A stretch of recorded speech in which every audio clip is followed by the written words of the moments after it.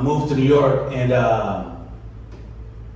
one of the things that I realized that was different is a lot of people in New York, they speak in acronyms, and these acronyms is useless. Like one of them is DTF. Oh. And the lady up front is, do you know what that is? Do you know what that means? DTF, what it is? What is it? Down to fuck, but don't say it like you're into. It's like an invitation. You have your man over there. She was like, down to fuck. I'm like, well, who's that guy? Down to fuck. We don't need this. What does that mean? It means that you want to fuck. Just say you want to fuck. You don't need DTF. Nobody's not down to fuck and DTF, right? Everybody wants to fuck. You want to fuck. Maybe not now, maybe later, DTFL. Right?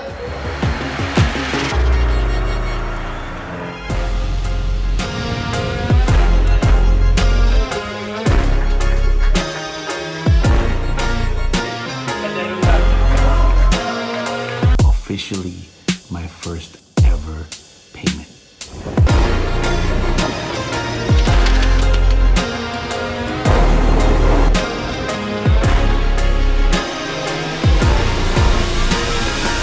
Thank you very much, everybody. Thank you. Give it up for your host.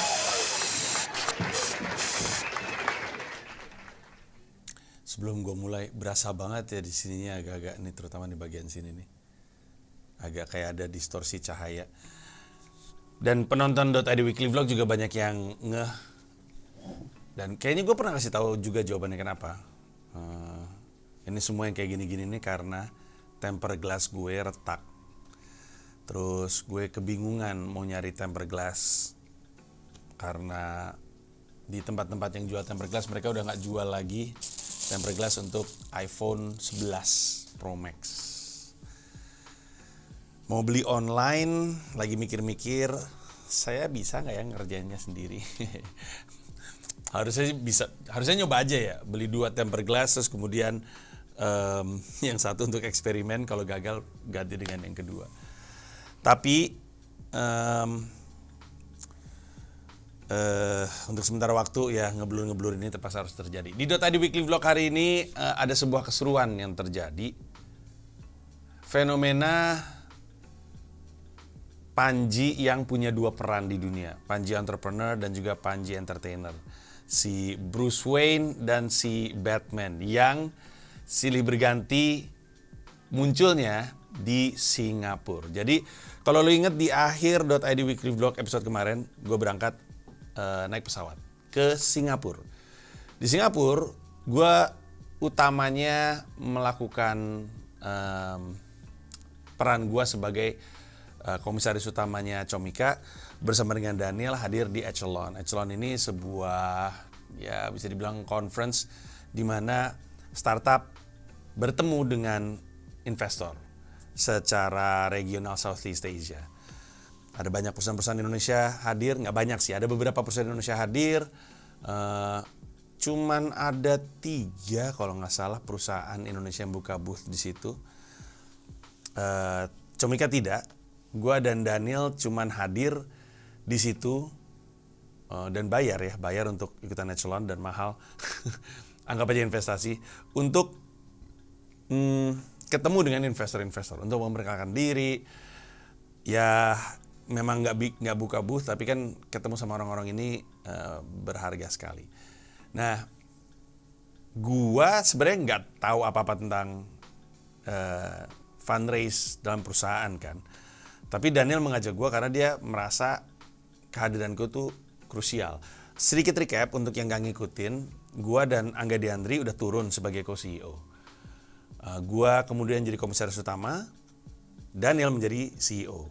Perubahan itu adalah terjadi karena Comika sudah tidak bisa lagi jadi perusahaan yang bootstrapping dan masuk ke era di mana kami akan fundraise. Fundraise berarti kami akan menggalang dana dari investor, dananya akan kami pakai untuk maju lebih besar lagi, kasarnya seperti itu. Nah, salah satu keputusan Daniel adalah hadir di Echelon tersebut. Gue diajak, nah waktu waktu gue diajak, gue bilang gue nggak tahu apa-apa dan gue nggak tahu apa yang mesti gue lakuin. Tapi as commissioner, I'll help you with whatever I can, however I can. I'll support you, and that's what I did. Jadi gue datang ke sana tuh nggak tahu mau ngapain. Kalau Daniel yakin sekali bahwa kehadiran gue itu akan jadi eye catcher lah gitu. Jadi di sana tuh, wah itu si Panji tuh, dan ngebuka obrolan dan segala macamnya. Gue sih nggak ngerasa gue dikenal sama para pelaku bisnis, apalagi di Southeast Asia. Cuman ya udah, I'll go with his hunch gitu kasarnya. Dan gue kan acaranya 2 hari ya, gue nyampe itu hari Selasa kalau gue nggak salah, Selasa sore kalau gue nggak salah. Kemudian acaranya Rabu dan Kamis. Sabtu gue terbang balik ke Jakarta. Nah, ada banyak kerugian. Intinya pas gue datang itu kayak ada acara gede, terus ada beberapa panggung, ada panggung ini yang lebih kecil, ada panggung itu yang lebih besar, ada yang panggung paling besar. Di setiap panggung ada pembicaranya, ada yang ngelempar pitch gitu ya. Kayak gue ngeliat salah satunya plug and play memperkenalkan atau membawa beberapa startup, dan startupnya memperkenalkan dirinya kepada investor yang mungkin ada di situ. Mereka kayak pitching gitulah. Dan buat gue menarik, jadi gue ngeliatin pitch-nya, dan singkat-singkat kan, cuman 5 menit kalau gue nggak salah masing-masing. Gue merhatiin, terus udah gitu gue ngeliat juga ada panel diskusi lain, ada para VC diundang untuk, ada 3 VC diundang untuk ngasih tahu pendapatnya tentang sejumlah isu. Pergi dari satu booth ke booth lain.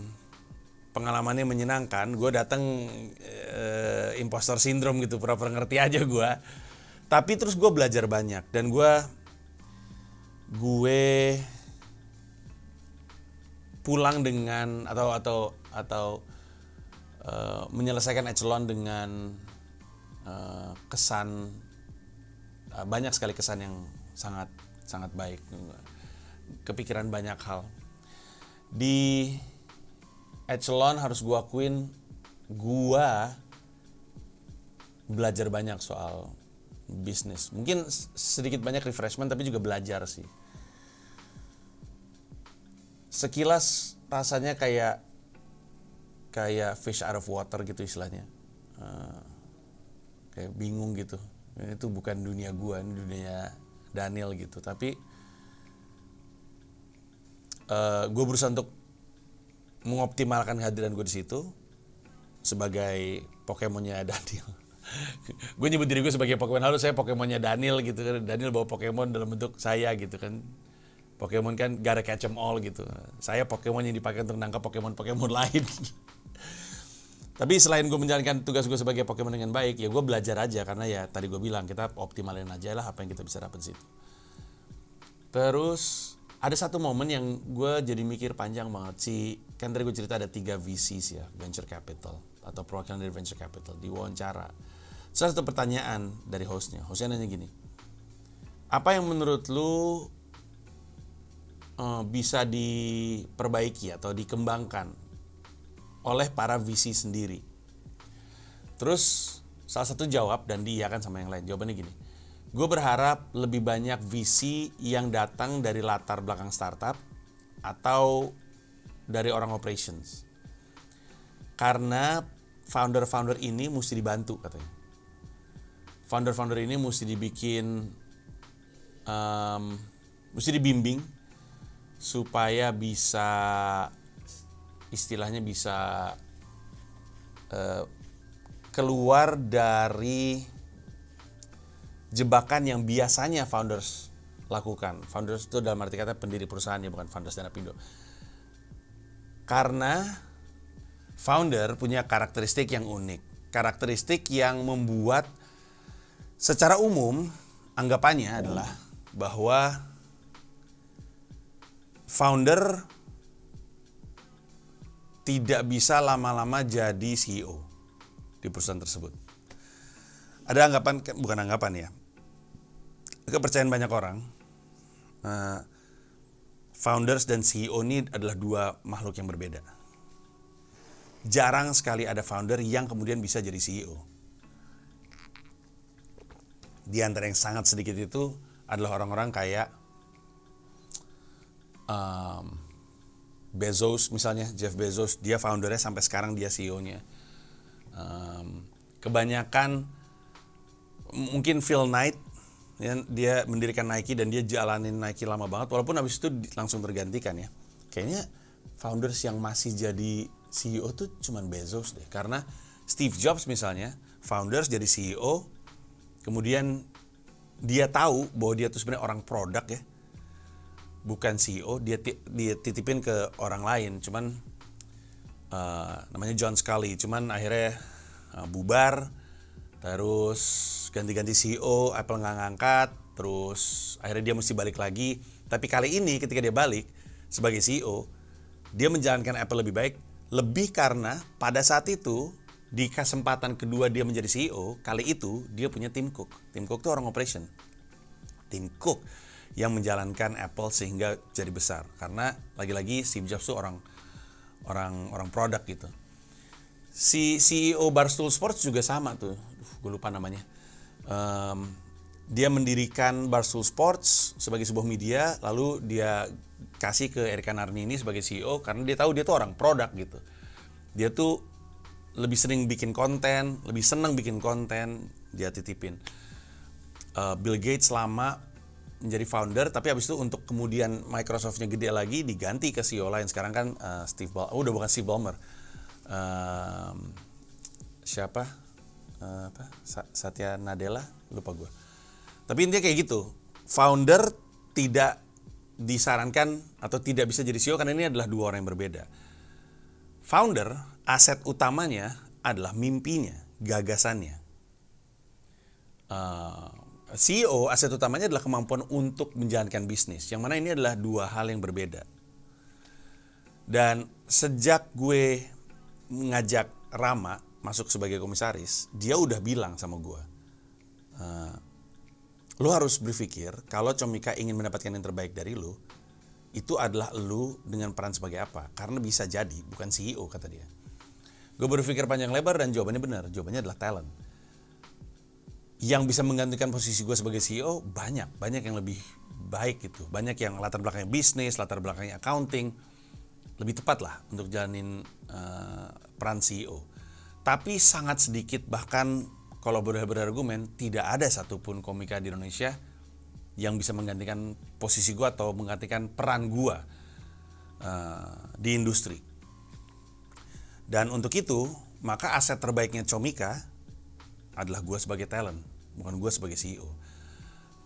Karena itulah sejak awal gue selalu mengusahakan untuk ada CEO baru gitu. Angga Diandri waktu itu kami jalan berdua, sekarang adalah Daniel. Terus ketika gue dan Daniel nonton talk show tersebut, gue kemudian diskusi sama Daniel soal ini. Terus Daniel ngomongin sesuatu yang menarik sekali.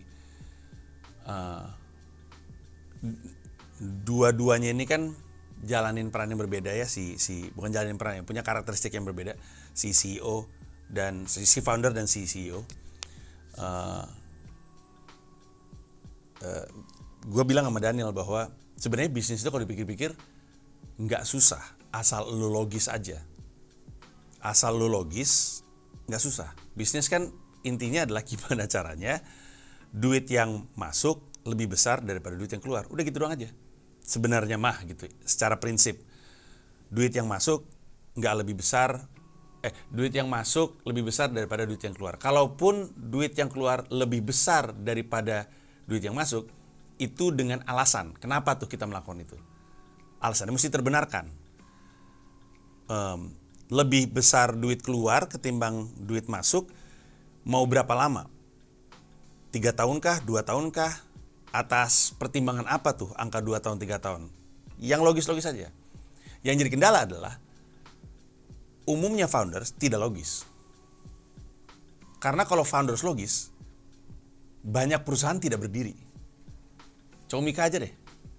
Di mana logikanya mendirikan perusahaan yang niatnya bikin komika hidup dari karya. Itu aja aneh banget kalau dipikir-pikir. Abis itu setelah kami sadari bahwa untuk bisa bikin komika hidup dari karya harus ngebangun industri stand up-nya, dan itu adalah jadi perannya Comika.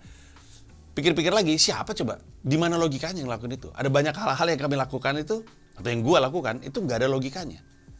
Nggak ada logikanya. Gue mau ngungkap sesuatu ya, dan ini jarang sekali gue buka, dan cuman kan Dota di Weekly Vlog penontonnya paling 30 ribuan kan, jarang-jarang ratusan ribu, itu cuman kalau ada momen-momen tertentu aja. Jadi gue rasa omongan ini kalaupun gue ungkap nggak akan kemana-mana banget. Tapi di Comika ya, kami tuh meyakini bahwa seorang stand up comedian bisa sampai level hidup dari karya kalau dia udah, ini markanya ya, ini tolok ukurnya, cara ngukur sederhananya adalah ketika dia sudah ngebangun karir sampai level dia udah bisa ngejual tiket 1.000 penonton per venue ke atas. Jadi ketika dia udah nembus tuh, dia udah bikin special yang kapasitasnya 1.000, pada titik itu dia udah jadi komika yang bisa hidup dari karya. Kenapa? Karena bukan cuman kita ngomongin soal volume penjualan tiket yang gede, ya 1.000 tiket gitu ya, yang kalau misalkan komikanya dibayar putus duitnya jadi gede karena kapasitas 1.000-nya. Kalaupun komikanya bermitra, artinya berbisnis bareng dengan Comika gitu misalnya. Misalkan ada talent, misalkan talentnya Hasan Minhaj ya. Hasan Minhaj ini talentnya Comika.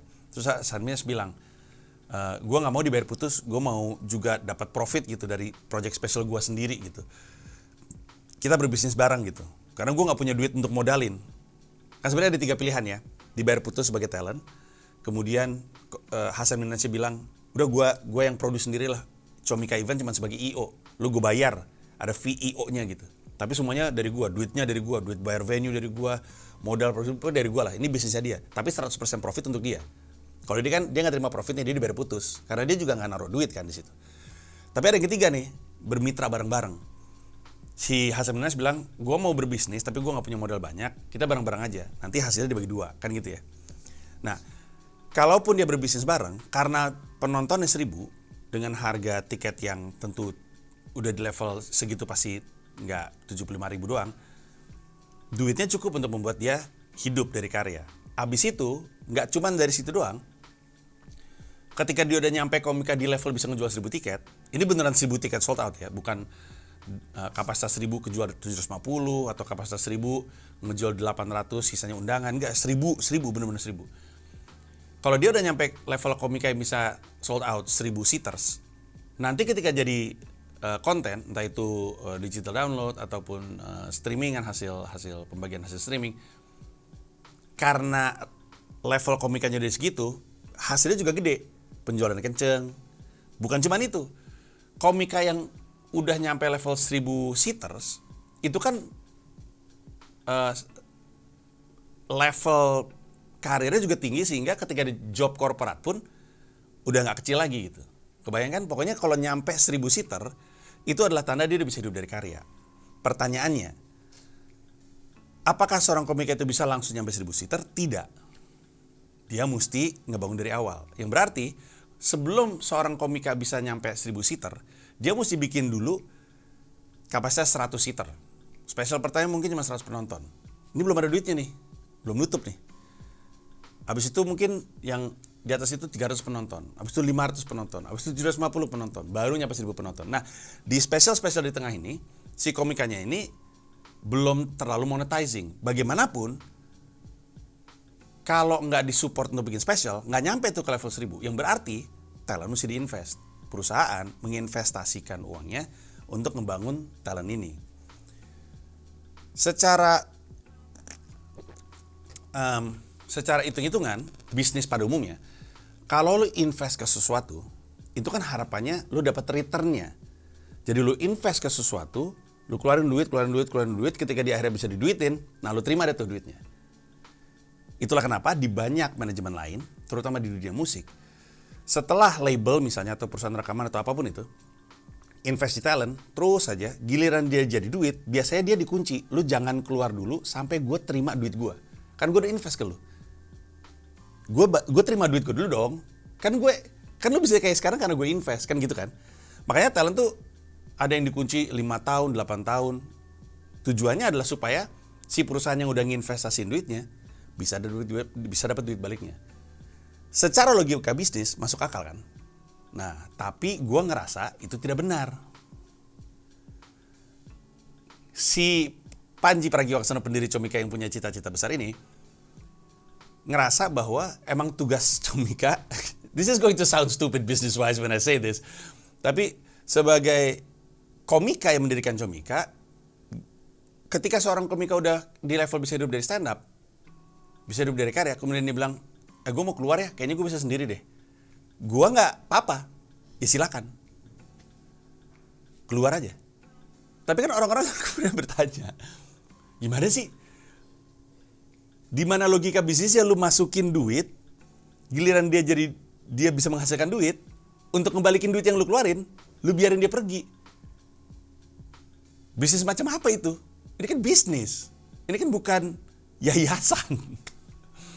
Tapi karena gue benar-benar itu terjadi, pengen itu terjadi, talent yang udah diinvest untuk tumbuh besar, kalaupun mau pergi, ya pergi aja, nggak apa-apa. Itulah kenapa sekarang Comika core bisnisnya adalah pengembangan IP. Pengembangan IP yang dibangun lewat event, kemudian diisi oleh para talent, kemudian di long tail-nya adalah dalam bentuk streaming. Ketika IP-nya udah jadi, monetizing-nya bisa banyak, licensing dan segala macamnya. Sederhananya kayak Hiduplah Indonesia Maya lah, IP gua.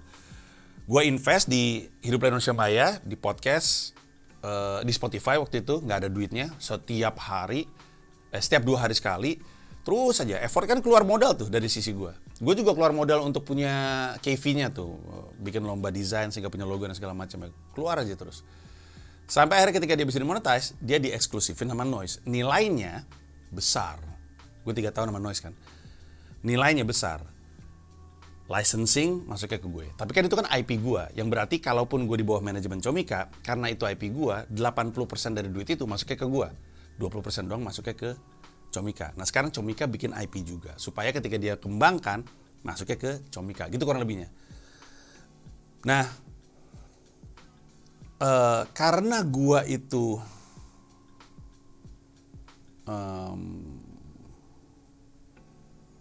seorang founder, jadi gue tuh punya mimpi yang besar, tapi mimpi besarnya mungkin nggak baik secara logika bisnis.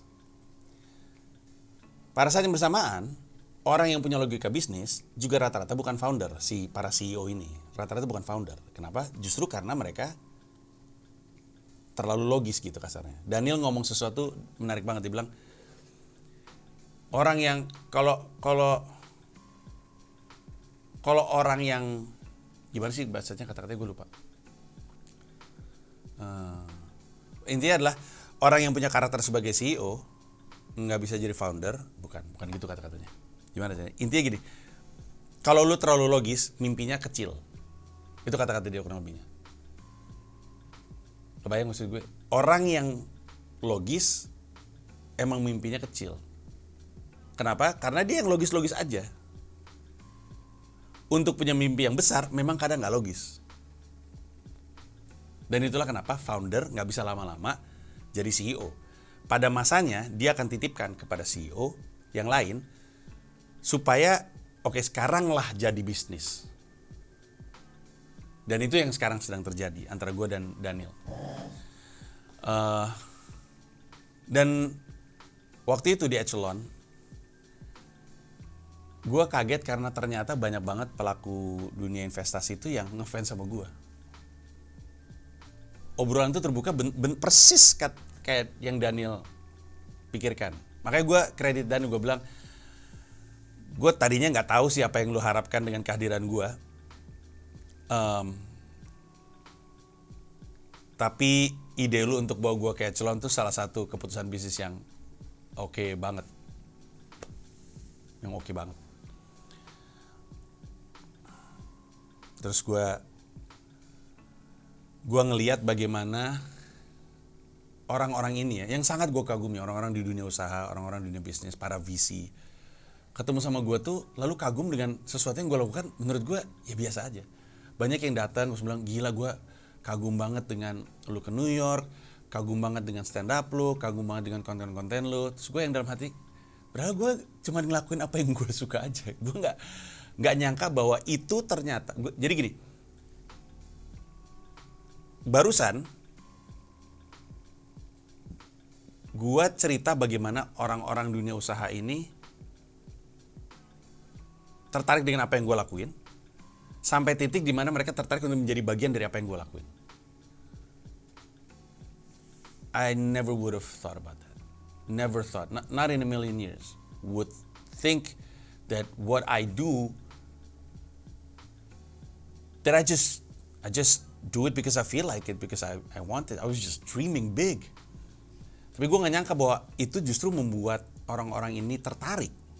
Si mimpinya founder ini membuat orang-orang tertarik untuk kemudian mau terlibat. Ketika mulai ngomongin bisnis, baru ngobrol sama Daniel. Daniel kemudian yang masuk. Jadi gue yang ngebuka obrolan, gue yang ngebuka cita-cita gue cerita apa yang gue lakuin, mereka familiar dengan apa yang gue lakuin. Jadi orang-orang ini ngeliat, lu bukannya di New York, pada tahu semua. Abis gue bilang, iya gue di sini sama CEO gue, Daniel. Terus udah gitu Daniel cerita, Daniel ngomong soal bisnis, gue soal mimpi, klop ternyata. Jadi ternyata emang mereka, orang-orang ini tuh gak cuma nyari bisnis aja. Mereka nyari bisnis yang secara ide, secara gagasan, secara mimpi, klop dengan apa yang mereka inginkan.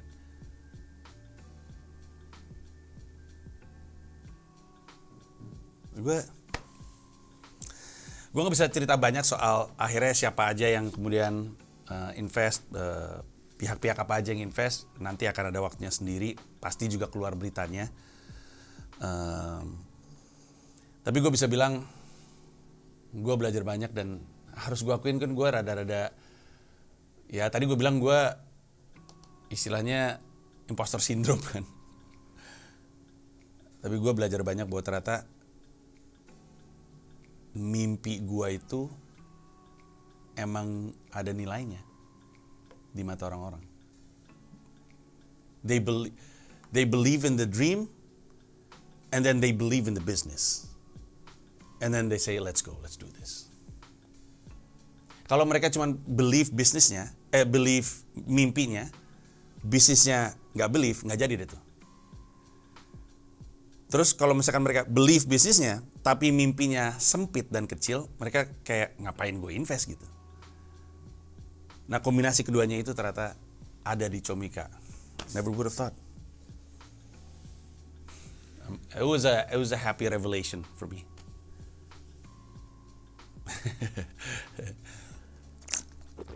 Nah setelah 2 hari itu, Selasa dan Rabu malamnya, gue menjalankan peran gue satu lagi, yaitu sebagai stand up comedian.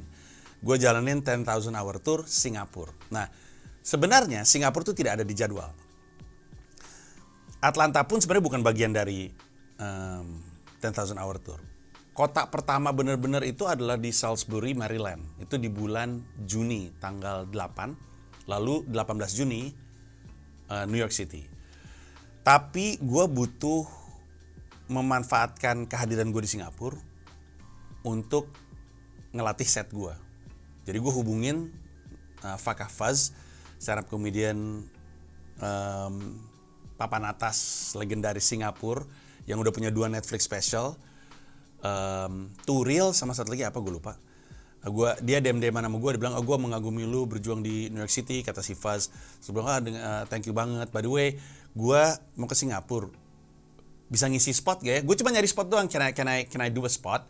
Sebelum hell no, Panji Pragiwaksono mau ke Singapura, gue bantuin bikin show, kata Faz. Akhirnya dibikinin show sama dia, dibikin di Blue Jazz Cafe, tempat yang bagus sekali. Terus kalau nggak salah 60 kursi sold out. 2/3-nya orang Indonesia memang, 1/3-nya orang Singapura. Terus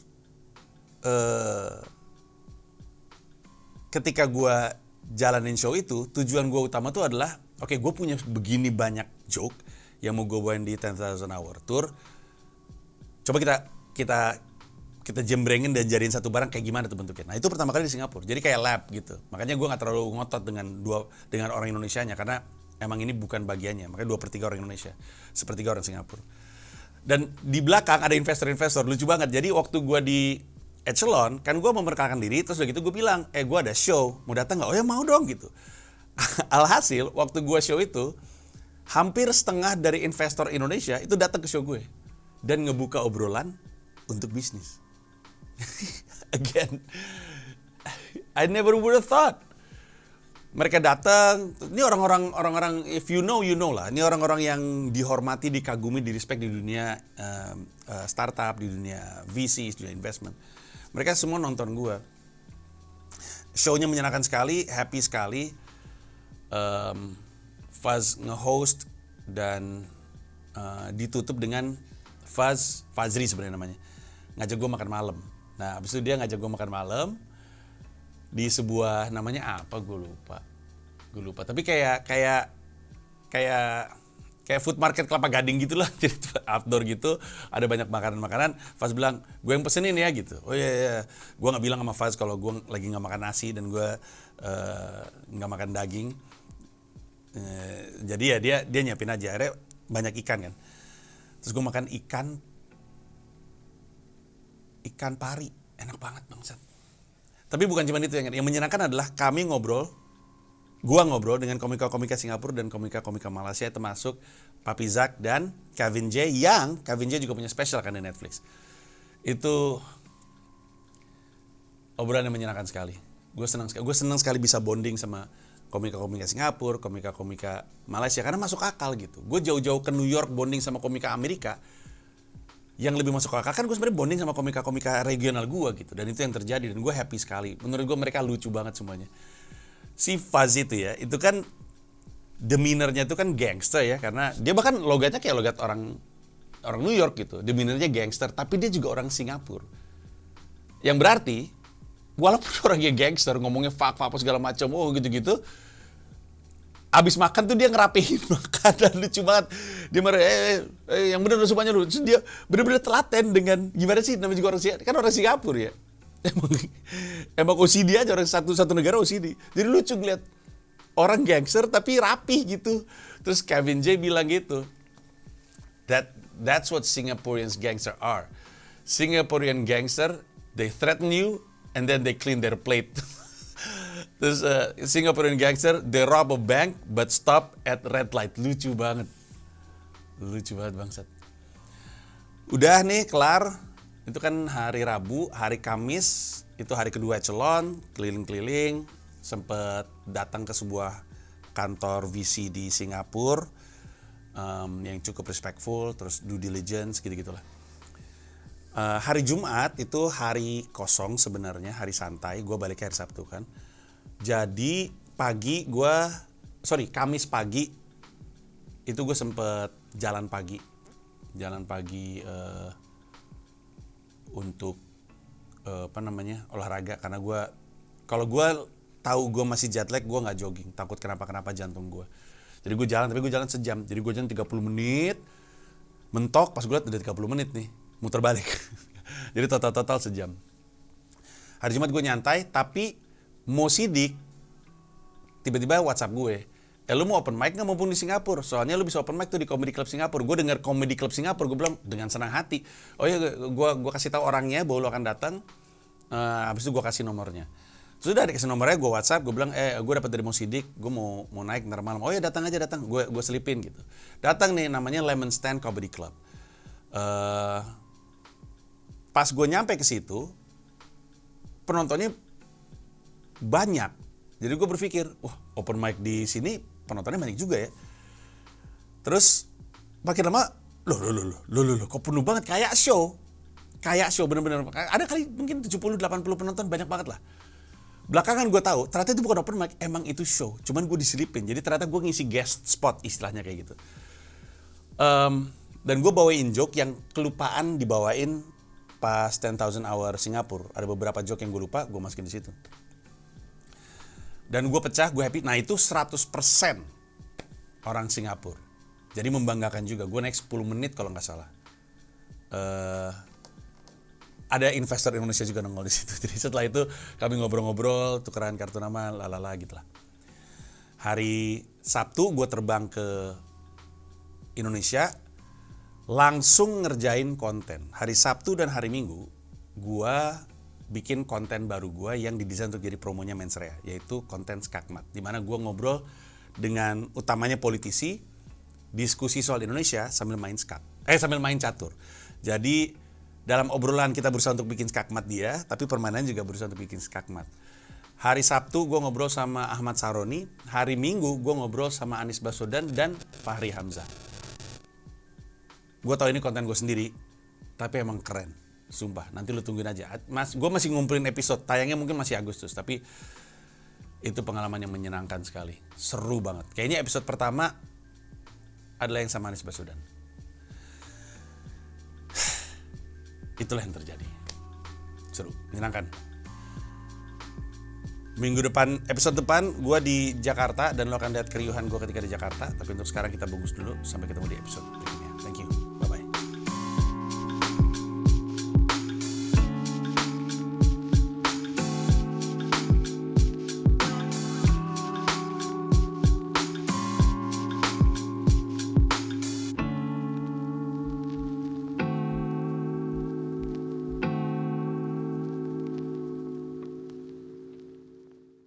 Terima kasih banyak udah nonton video ini sampai akhir. Mau mengingatkan saja bahwa seluruh video gua stand up di New York City bisa lu akses dengan menjadi member YouTube gua. Ada 3 level, ada yang Rp30.000, Rp125.000, ada yang Rp1,5 juta, masing-masing punya manfaat sendiri-sendiri. Tapi yang pasti, dari yang Rp30.000, lu udah bisa akses semua video stand up gua di New York City tanpa disensor, tanpa dipotong, termasuk video-video yang sebelumnya. Terima kasih sekali lagi. Kasihan What the Bruce hell Wayne. this guy is doing, man? I guess he's just watching this What the drama hell he's happening. doing, man? He's earning one, you know. Alright, I guess if you're Bruce Wayne, you have to understand machinery. What are you doing?